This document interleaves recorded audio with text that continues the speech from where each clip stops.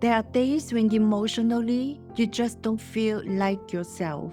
You feel irritated, sad, angry, disappointed, or simply emotionally heavy. And you don't completely understand why. Instead of allowing yourself to feel, the first thing most people do is suppressing it. And they will even ask, why am I feeling this way? They started judging themselves. And here's one thing I want all of you to know. If you don't allow yourself to feel, you cannot heal. In this video, I want to walk you through 5 simple shifts that can help you feel what you feel without suppressing the emotion, and help you understand what the emotion is trying to show you, trying to communicate with you. I've been there. I've dealt with a lot of emotional issues for myself and my clients. A lot of emotional issues is because we subconsciously suppress the emotions inside. We don't create enough space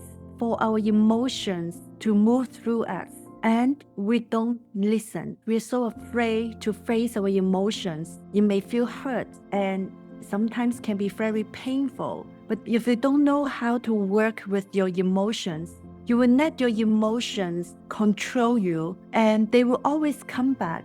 If you can treat the emotions like a messenger trying to communicate with you, they have messages for you. If you're willing to listen, there's a lot of information inside each emotion. The more you resist, your emotions are going to persist, and it will always come back louder and louder. I know so many people are struggling and suffering from the inner battle. If you are going through any emotional battle, I want you to know that you're not alone. We all just have to learn how to listen to the emotion, not let our emotions be a scary thing that you keep running away from it. Most of the time, you don't consciously suppress your emotions. That is the subconscious habit that we've all learned how to do it. We were taught, don't show your emotions. We just come to the point we know how to do it as natural as breathing. But the emotions are not going anywhere. They are piling up inside you. They're accumulating. Every time when you suppress it, it comes back stronger. And that's where the emotional battles, the inner battles, never ends. That can be dangerous. We're human. We have emotions no matter what. It doesn't mean you're broken. It doesn't mean something is wrong with you. But if you're not aware of it, it can drain you mentally, emotionally, and physically. You just have to allow yourself to feel before you can heal. Having negative emotions don't make you a negative person. It makes you human. When you allow yourself to feel, you give yourself permission to heal. The emotion is not the problem. The way you treat yourself for having it is what makes it heavier. Think about a child coming to you crying. Would you immediately look at the child and say, "Stop crying. You're fine. Get yourself together"? No, of course not. You would not say that to a child. You will want to know what happened, why you're crying. You would want to understand what she was feeling. Yet, when the crying child is inside you, how quickly you tell yourself to stop feeling, stop crying, get yourself together. Allowing yourself to feel does not mean allowing the emotion to control everything you do. Feeling angry is not the same as screaming at someone. Feeling resentment is not the same as hurting someone. Feeling sadness is not the same as becoming a negative person. The emotion is something that you are experiencing. It is not your identity. You can still be who you are and experiencing the emotion. So here are 5 shifts I want you to try to use it to navigate your emotions. Shift number 1, change the way you speak about the emotion. Our words are so powerful. Everything you tell yourself, your inner conversation, it is manifesting your reality, your self-concept, and everything surrounding you. So first thing, it is change the way how you speak, how you talk about the emotion. When we have emotion, we will instantly say something like, I am angry, I'm so disappointed, I am sad, I am frustrated, I am this, I am that. This is something I want you to change it immediately. Because when you say I am, you are implying that you are your emotion. You are saying something that belongs to you. But emotions are constantly changing and constantly moving. You are not your emotion. You are only experiencing the emotion. So instead of saying I am angry, I am disappointed, I am sad, instead say I'm feeling angry, I'm feeling disappointed, I am feeling sad, I am feeling hurt. That change create a space for you to feel you are not your emotion, you are not the sadness, you are not the frustration, you are not the pain. You are only experiencing it. So when you say, I am angry, the anger start to become who you are in that moment. When you say, I am feeling angry, you can look at the anger instead of completely consumed by it. And you also separate yourself from your emotion that allow you to see it and observe it from the observation perspective. I am not my anger. I am only feeling it. Now you create a space for you to communicate with the anger. In this way, you are not denying the emotion. You still can feel it, but now you can observe it.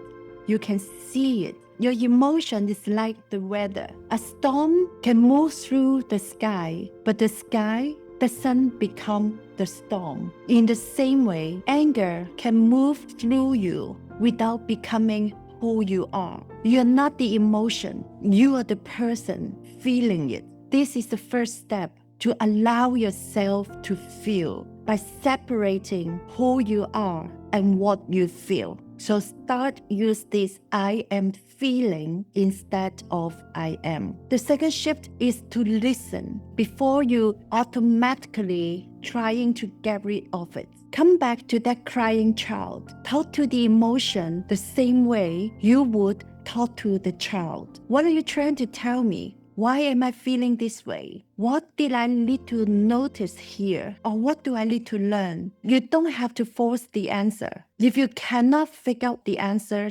just by asking the question yourself, you are already creating the space for the emotion to move through you. When you ask these questions, you are simply allowing the emotion to be heard instead of immediately telling it to go away. Imagine suppressing emotion is like trying to hold a beach ball under the water. You can keep pressing it down, but the longer you hold it there, the more energy it takes, and you will feel so exhausted. Your emotion can feel the same way. You can distract yourself from the feeling. You can work over the feeling. You can get busy around the feeling. You can keep pushing the feeling and the emotion down. And this is what I often see. If you keep doing that, one day you will suddenly break down. I mean a real breakdown. Because you come to the point you no longer have the energy to keep everything underneath the surface. So before you try to get rid of it, stop, pause, and ask yourself, what is this emotion trying to talk to me? What do I need to notice or learn here? Give yourself as much love and compassion as you would give to that crying child. Even hug yourself and tell yourself it's normal to feel the emotion so you can allow yourself to heal. At the end of this video, I'm going to share with you my framework to help you feel the emotions and help you respond better even when you feel emotional. Number 3, look for the pattern underneath the emotion. Ask yourself whether this emotion is really about what just happened. Is it only this person's words? Is it only this situation? Or have you felt these exact emotions and react to this way before? There's a pattern. The way that you feel is not just happened today. It is something that has been living inside you for long enough. It's craving to be seen and to be heard until you allow yourself to feel, until you can listen to it. Otherwise, it will keep coming back. You will keep reacting the same way over and over again. For example, if being rushed always makes you angry, notice that. If a certain kind of silence always makes you anxious, notice that. If a kind of rejection makes you doubt yourself, makes you feel disappointed, notice it, because they are the triggers. Those situations and people, they are only triggers. They trigger something inside, need to be seen, need to be felt, need to be heard, so it can be healed. I can almost guarantee you have felt this way many times. You felt this way before. And this reaction is your subconscious reaction. So ask yourself, where have I felt this before? What keeps triggering the same emotional reaction in me? Would that be that person's certain behavior that triggered you? I have a client before. She always got irritated or triggered by certain kind of people, and she didn't know why. In our session, we find out that certain kind of women would trigger her. She will instantly create a distance. That can be a very lovely, nice lady, but she just feels so triggered. She couldn't understand why she feels so uncomfortable, and then we find out it is because that lady's name is Emily. And what happened was, when she was young, there was a girl keep bullying her in school, and that girl's name is Emily. And she was like, oh my God, I couldn't believe it. And so every time when she got introduced to someone, either her name is Emily or she has a certain appearance look like Emily, she will instantly got triggered. She would distance herself. She would even feel nervous or anger or fear. There's a lot of complex emotion, feelings inside her, and she couldn't figure it out. And once we found the root, her subconscious remembers that. Don't get close to someone named Emily, or Emily is going to bully you, because that was her childhood experience, and her subconscious haven't been updated for so long. So no wonder she got triggered by someone who looks like or feels like Emily. She can recognize subconsciously. Sometimes you may not be able to find it out instantly, but this example is telling you something is deeper. If you got triggered by certain people, certain words, behavior, situation, then there's something inside you that had happened before that your subconscious is still protecting you. That's why it's creating this emotional reaction. So that is not really about the situation happening right now, but it's something even older in the past. If you want to go deeper, check out my digital workbook, Shift Your Identity from the Inside Out, to help you increase your awareness and shift your identity.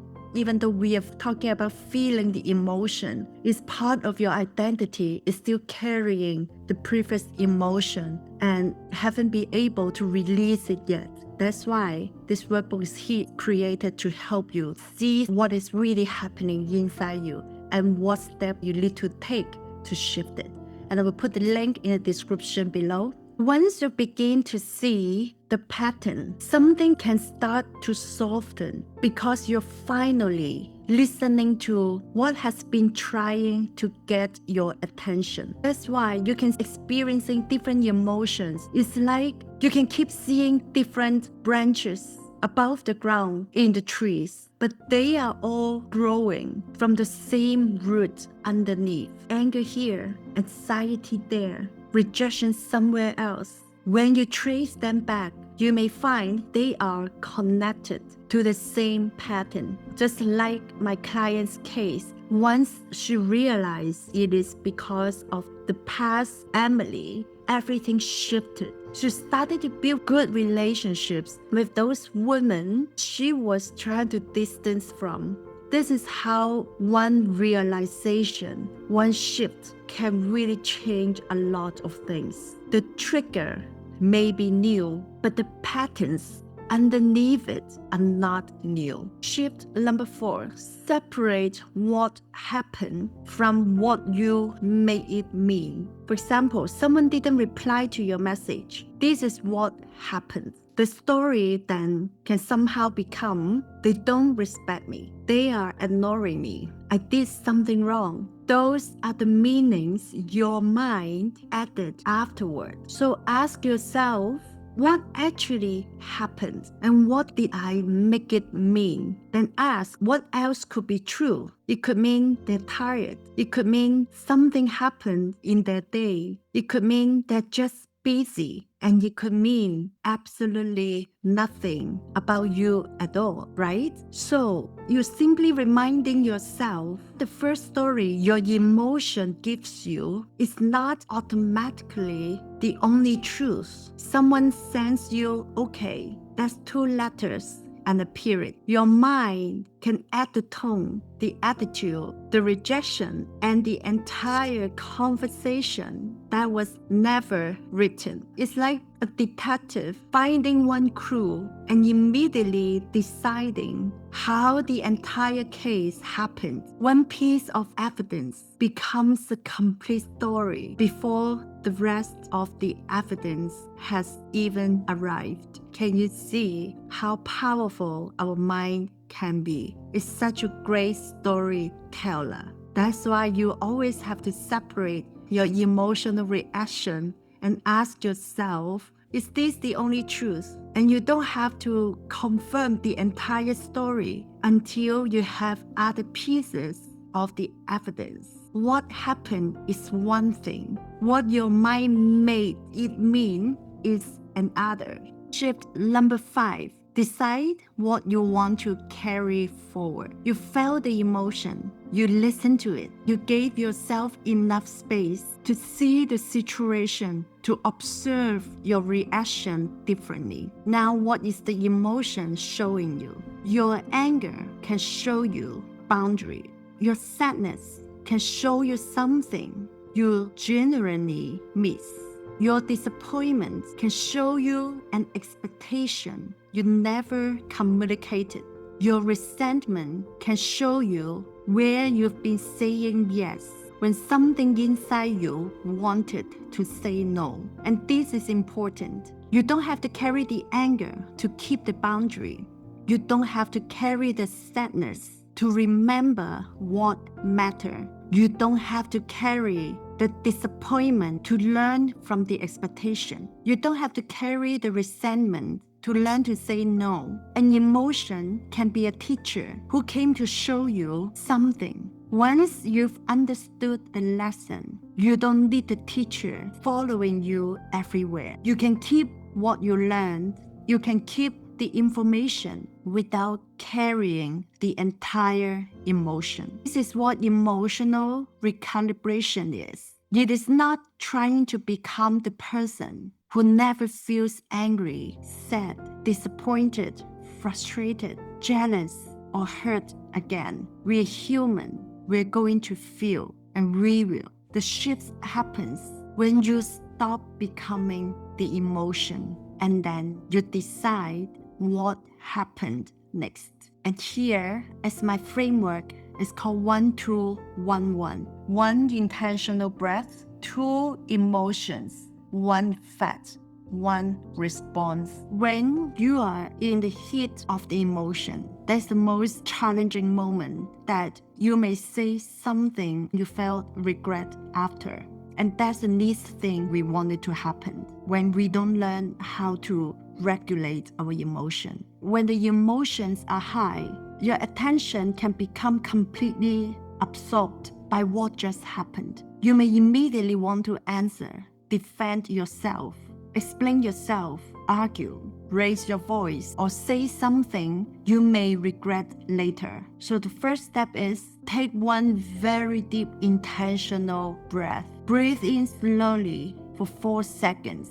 Hold it for 7 seconds. And slowly breathe it all out for 8 seconds. One very deep intentional breath before any reaction. This will create a little space before you react. This is going to interrupt immediately your reaction. And 2 emotions.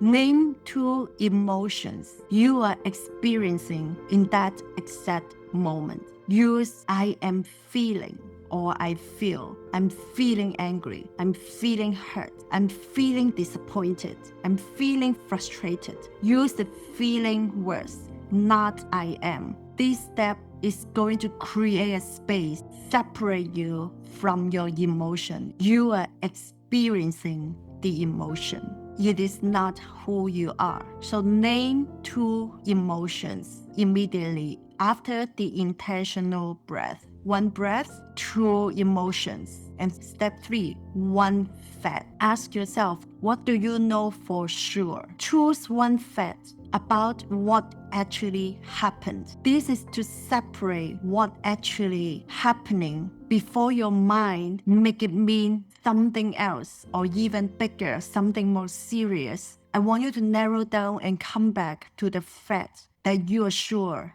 what it is happening right now. For example, they interrupted me while I was speaking. This is the fact. But your mind may immediately say something like, they don't respect me. They are ignoring me. Those are not the same thing. One is what actually happened. The other is what your mind tried to make it mean to you, which may not be true. So when you are emotionally overwhelmed, the meaning your mind gives to the situation can quickly become mixed together with the actual event. Let me give you more example. They haven't replied to my message. What your mind might make it mean, they don't care about me. The fact is they haven't replied to my message. That is the fact. Done. You know this first statement is true. And instantly, their mind will tell you they don't care about me. And this statement may not be true because it's not happening yet. So focus on the fact right here. They haven't replied me. Okay, then move to the step 4. 1 response. Now you can choose 1 response in any form. It can be 1 boundary, 1 statement, 1 question, 1 action. The response should come from the fact that you already know, that you're sure, rather than automatically coming from the emotions you were experiencing. So why this step matters? The first 3 steps create the space. The 4th step is what you decide. What do I actually want to do now? You are still allowed to be angry. You're still allowed to feel what you want to feel. The method is not asking you to suppress the emotions or pretend everything is fine. It's helping you prevent the emotions from automatically choosing the behavior. Like the earlier example, someone interrupts you when you're speaking. Your emotions may be, I'm feeling angry. I'm feeling disrespected. Your fact, they interrupted me while I was speaking. Your response could be, I wasn't finished speaking. Please let me finish. That's very different from immediately saying, you never respect me. You always do this. One response addresses what actually happened, addressed to the facts. Another response may be a boundary because of the fact they interrupted me while I was speaking. And you can choose the response of boundary. For example, I would like to pause this conversation right now. I will come back to it later. Or you can choose one response as a question. May I finish what I was saying first? Or an action. You may decide not to respond yet. Sometimes the most regulated response is giving yourself more time. So the purpose of this step 4 is choose your response instead of letting the emotional moment choose it for you. You take back the control. So remember this 1-2-1-1 framework. 1 intentional breath. Breathe in for 4 seconds, hold for 7 seconds, and breathe it all out slowly for 8 seconds. 2 emotions that you are feeling in that moment. I am feeling, fill in the blank. You have to address the emotion first before you can work with it. 1 fact. What is that fact that you surely know? I got interrupted while I was speaking. They didn't reply me yet. That is the fact. Don't let your mind make it mean anything bigger than what it is currently happening right now in front of you. And then choose 1 response only. When we narrow down everything, that is much easier for you to regulate your emotion. Because sometimes when we feel out of control, it is because it's too big, too broad, that where should I work on? I'm just feeling this way. What do I do? Now you have the framework 1-2-1-1. Try it out. Then comment below, let me know. Then this is going to help you while you're inside the emotion to create a space for you to respond, to react in the regulated way instead of say something you may regret later. And we all have experienced this before. You can still feel the emotion without giving it the power to control you. And remember, having negative emotions don't make you a negative person. It makes you human. When we allow ourselves to feel, we also give permission to ourselves to heal. If you're realizing there are deeper emotions, deeper feelings that you don't know how to work with yourself, check out my digital workbook. This workbook is a mirror. It's a very important foundational work to help you release what no longer serves you, upgrade and update your subconscious system. The link in the description below. You can also apply to work with me one-on-one if you want me to hold a space for you and walk you through the deeper layer of the patterns in different areas of your life. I also have the link in the description below. If you watched the episode to this end, remember to subscribe and share with the people you love who need to listen to this message. Thank you so much, everyone, for watching wherever you are. I'm sending you all love. I will see you in my next episode.